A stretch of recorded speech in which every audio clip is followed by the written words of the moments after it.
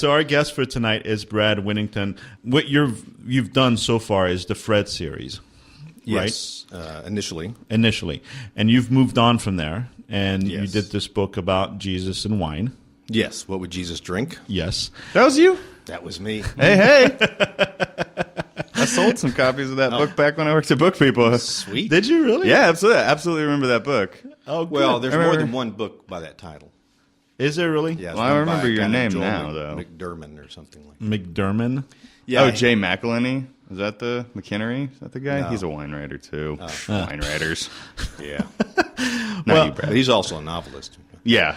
And then you've since started a new series. Is that correct? Well, I've written 2 one-offs, Muffin Man, about the sheriff who hears voices coming from a muffin, and Endless Vacation, about assisted suicide vacations. What? Yes. And then, I love these ideas. And then last year I released Open Season, which Sounds like I'm not sure what that sounds it's like. a new series, and it is my misguided attempt to produce a mashup of P.G. Woodhouse's Jeeves novels with Lou L'Amour's Sackett novels into 21st century Texas. Wow. The Yeah. other books are kind of lighthearted but kind of serious. The Jake and Burf books, which Open Season is a Jake and Burf book, those are just wacky. What? It's a Very different style from the other books. It's interesting when you're mentioning these marketing concerns as well. I mean, as an author, you obviously the writing is kind of first and foremost, but there's a lot of other aspects you need to take into consideration. I mean, book design, Right. that type of stuff. I mean, how have you dealt with those kind of challenges with the number of novels you've written? Well, my first 3 novels, the first 3 Fred books were legacy published, legacy author. And then there was a 3-year gap in there. Then I decided to write some more novels. And in the middle of that gap, Kindle, revolutionized the ability for the independent author. And so I decided I would just indie publish my next book, mainly because it was about a sheriff who hears voices coming from a muffin, and I didn't think I could sell that to a publisher. And so I realized there were 2 things that I could not do myself. One was cover design, because I am visually challenged as far as graphic, aesthetics, or even technically as far as making Photoshop do what you want it to do. And the other was the copy edit. When you're doing a novel, there's different levels of edits, and the first one's a developmental edit that helps you develop your story. And I've got a critique group that is just amazing. Novel in progress. Meets twice a month. It's open to anybody who wants to come. They are great. I mean, it's professional level critiques. And so they help me on the developmental side. But nobody can really copy edit their own book because they've seen it too much, even if you're a copy editor. I'm glad you mentioned this because this is so important, so incredible, and we mention this all the time. If you're going to self-publish, which I think is great, I've self-published.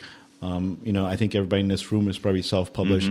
But you have to do all these things for yourself that normal publishers would do for you, and these things that are so important: copy editing, graphic design, the design of the book as a whole, not just the front cover and the back cover.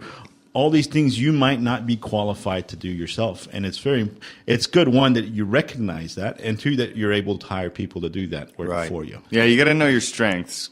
It's something Andrew and I deal with a lot because we publish, and it's like, well, neither of us are artists. I'm not going to come up with a cover design for your book, likely.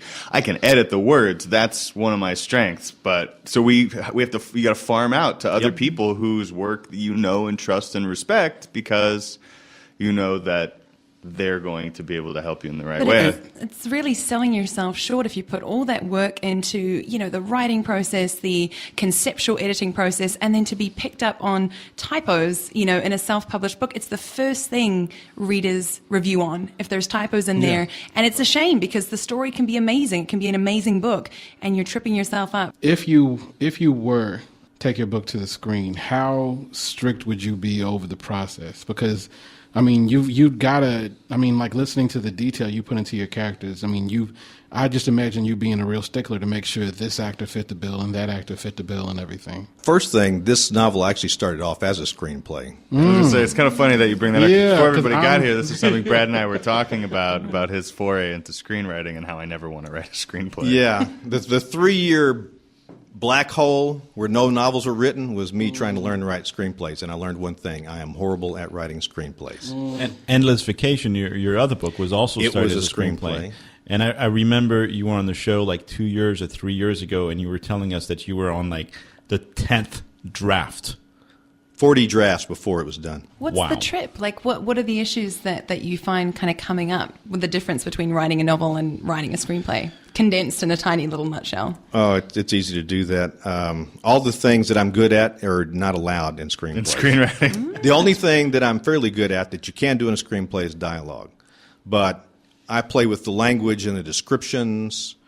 And Detail. They don't want it in screenwriting. That's right. No, you can't do It's that. all direction. Exactly. The director is going to take care of that, and you can't put it in. The one thing that I did glean from the 3 years in screenplay purgatory was structure. I actually had 3 novels published, legacy publishers, without having read a single book on structure, so I just kind of intuitively did it. But then I learned how structure really works, and I think my later books were better because of it. So tell us a little bit about that, because that's an interesting point. I have a hard time with structure. I don't know about you guys, but structure is really, it's like plot to me. It's this weird animal that I don't understand.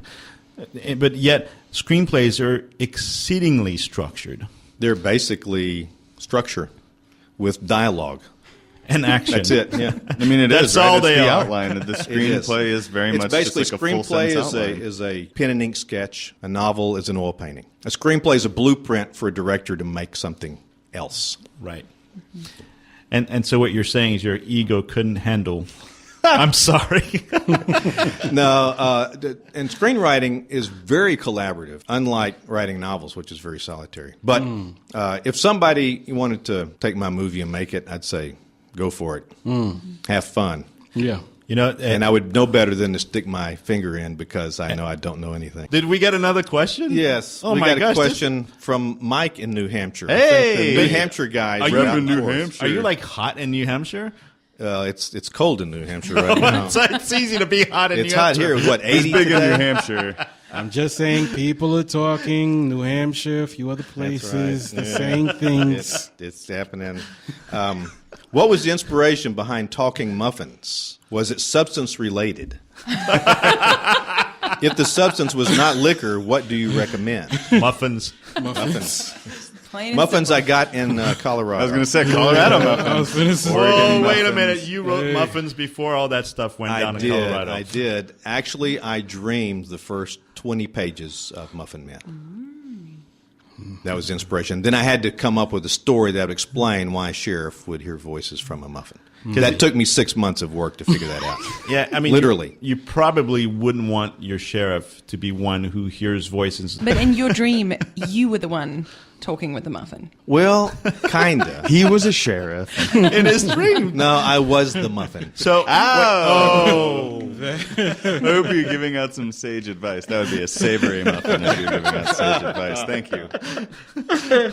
oh, we're almost out of time, unfortunately. Oh, man, what happened? Where did this hour go? Brad, where can we learn more about you? BradWhittington.com. How do we spell Whittington? It's really complicated. WHITTINGTON. It's not that complicated. .com. On a stick. And are your books available at independent local bookstores? No, I am too lazy to go out there and yell at them and say, put my book in your store. I think most of them would probably be like, all right. Okay. Whatever. We were going to do it Sure. anyway. We're going to go. But it's available. They're available at all the usual other Yeah, online stores, Amazon, Print and ebooks. I do my own conversion to ebook and my own interior design for the book, so I don't have to pay for it. Oh, that's nice. and you feel capable in doing that.